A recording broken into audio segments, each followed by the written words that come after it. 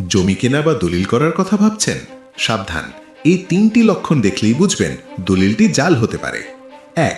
শিলমোহর ও স্বাক্ষর যাচাই। জাল দলিলে সাধারণত সাব রেজিস্ট্রারের শিল অস্পষ্ট থাকে। অফিসের শিল আর তারিখের কালির পার্থক্য খেয়াল করুন। অনেক সময় আগের তারিখের স্ট্যাম্প ব্যবহার করে ব্যাক ডেটে দলিল করা হয়। 2. স্ট্যাম্প ও বালাম নম্বর। প্রতিটি দলিলে একটি ইউনিক সিরিয়াল বা বালাম নম্বর থাকে। যদি স্ট্যাম্পের মান খুব পাতলা হয় বা ফন্টগুলো এলোমেলো লাগে, তবে শুরুতেই সন্দেহ করুন। 3. রেজিস্ট্রি যাচাই সবচেয়ে জরুরি। শুধু দলিল দেখে বিশ্বাস করবেন না, দলিলটি আসল কিনা তা নিশ্চিত হতে সংশ্লিষ্ট সাব রেজিস্ট্রি অফিসে গিয়ে তল্লাশি দিন।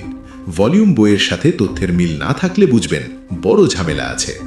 আচ্ছা, আপনি কখনো আপনার জমির দলিল যাচাই করেছেন? আমাদের জানান। তথ্যটি গুরুত্বপূর্ণ মনে হলে এখনই শেয়ার করুন এবং আরও টিপস পেতে সাবস্ক্রাইব করে পাশে থাকুন।